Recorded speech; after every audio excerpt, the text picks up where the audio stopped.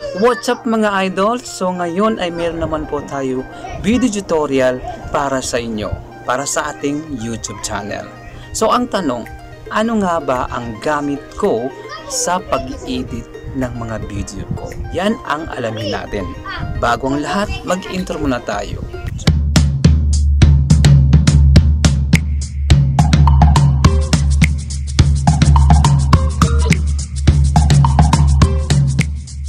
So, welcome back sa ating YouTube channel. So, ano nga ba ang gamit kong pang-edit sa lahat ng video ko? So, taran! Ang KineMaster. Ang KineMaster ay napakasimpleng gamitin sa pag-i-edit ng mga video at kahit anong i-edit mo ay magagawa mo dito. So, wag na tayong magpatumpik-tumpik. Alamin natin kung paano to gamitin yung basic mo na. Yung mga basic mo na kung paano natin gagamitin ang KineMaster. So, yan ang KineMaster. So, let's go!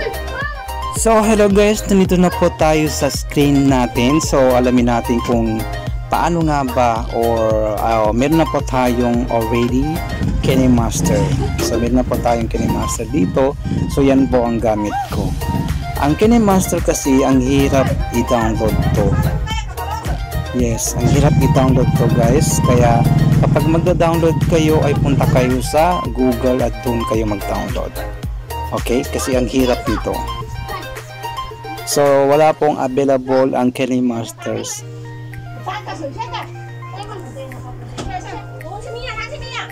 So, dito na po tayo guys. Una po, ituturo ko sa inyo kung ano nga ba itong tatlo na to. Yan, tatlo na yan. So, ang paano mag-edit, so punta lang po kayo sa gitna, yung may plus. So, pindutin natin yan. So, meron tayong tatlong sizes ng video kung paano to. Meron tayong 16 by 9 at saka 9 by 16 at saka 1 by 1. So, ang 16 by 9, ito yung normal na ginagamit natin. Ang 9 by 16 ay ito yung pang TikTok. Tapos ito ay ito yung by 1, parang square. So let's go, dito tayo sa normal na ginagamit ko kasi ito pang real lang yan. So 9. So dito tayo. So ito na guys. So meron po tayong apat din. So ito ang tuturo ko muna sa inyo kung paano nga ba. So una-una gamitin natin ito. Ang media, meron tayong media, audio, voice, at layer. So let's go. Punta tayo sa media. So ito yung video ko. Itong gagamitin natin. Yan. Yan, gagamitin natin yan. Pakinggan natin. So kung gusto naman natin palakasin ang voice ng natin, pindutin natin dyan at punta tayo dito at pull natin pati dito compressor. So yun na guys, diba? So yun na guys, nalaman natin diba? Paano gawin. So paano naman ito kasi meron dito hindi puno yung screen. So punitin natin yan at punta tayo dito sa crop at pinitin natin yan para pantay at iyan natin, palaki natin yan, diba? Lagyan natin dito para nasa gilid yung mukha natin kasi mamaya meron tayong i-layer dyan. So yan. Yun na guys, nalaman natin so, diba? Kung paano gamitin ang KineMaster. May KineMaster daw, mag-layer tayo dyan, layer, at hanapin natin yung sandali meron tayong tapos kukunin natin yung screenshot natin. So meron tayo dito yan. So nakita natin yan, i-crop natin yan dito. Tapos yan, kunin natin yung KineMaster. Yan. Yan. So yan na siya guys at palikihin lang natin. So kung hindi tayo satisfy, yan.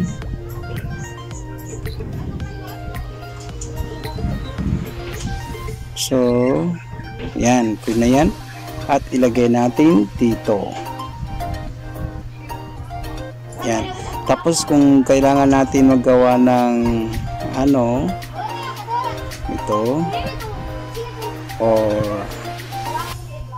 yan, ba't ba may animation tayo? So yan ang KineMaster. Napakasimple guys. Ang ginawa ko lang guys, kung kailangan naman natin mag-cut, so punta tayo sa gunting. Yan. Tsaka yan. So meron tayong ano. Yun na guys. Yun na guys, nalaman natin kung paano gamitin ang KineMaster. Napakasimple. So maglagay naman tayo ng text. Yan, text. Paano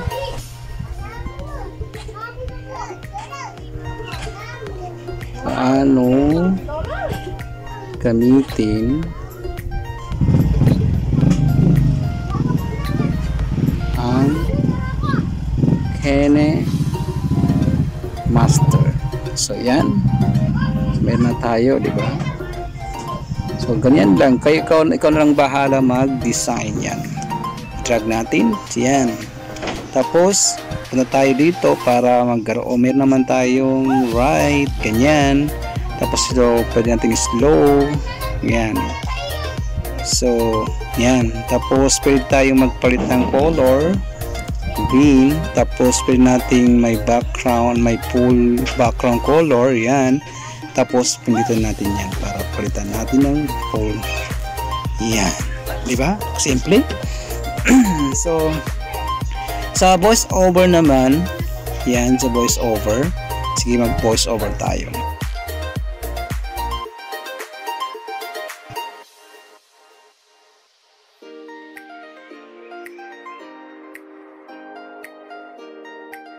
So yan. So kapag hindi masyadong malakas, so yun na guys, nalaman natin. So palaki natin voice over natin para makarinig.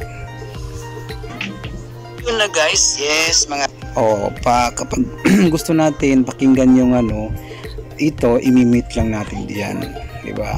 So yes mga what's up mga kapamilya, so nag voice over tayo, let's go. So yun na guys, so dito naman po tayo sa music, pili tayo ng music, ito yan. Tapos kapag lagyan natin dyan, tapos kung gusto mo nating lakasan, ganito lang, o ano naman, ganito lang, okay? Yes mga what's up mga kapamilya, so nag voice over tayo, let's go.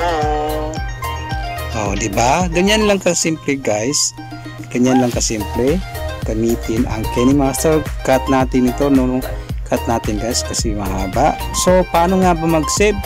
Mag-save tayo dito, yan. Tapos export. Kung nakalagay ang ano mo, dapat nasa ang regular na ano is standard at 360. Tapos 3, yan. Bilang kayo dyan, pero ako 30 yan. So ito highlight naman, pwede mong ganyan para di masyadong mataas ang MB niya, pero ako ganyan kasi para maganda yung ano. So di ba? So susubukan natin yung ano, punta tayo sa ano natin para pakinggan. Ito palang ginamit natin. Yes mga what's up mga kapamilya, so nag voice over tayo, let's go. Diba guys? So dito na lang po lang tatapos ang ating video tutorial. So yun na guys, nalaman natin kung paano gamitin ang KineMaster. Napakasimple guys. Ang ginawa ko lang guys ay basic lang ito. Sa next video natin, alamin natin kung ano nga ba o paano nga ba gagamitin ito kung paano nga ba pagandahin ang mga edit natin. So yun nga guys, kung gusto nyong malaman ang iba't mga tutorial ko, ito po, panoorin nyo yan. Yung mga sa playlist ko po, meron po tayo yan. At doon ay nagsisimula tayo sa paggawa ng Gmail account o YouTube channel at kung anong ginagamit natin sa pag-edit or yun. So yun nga guys, bye bye muna.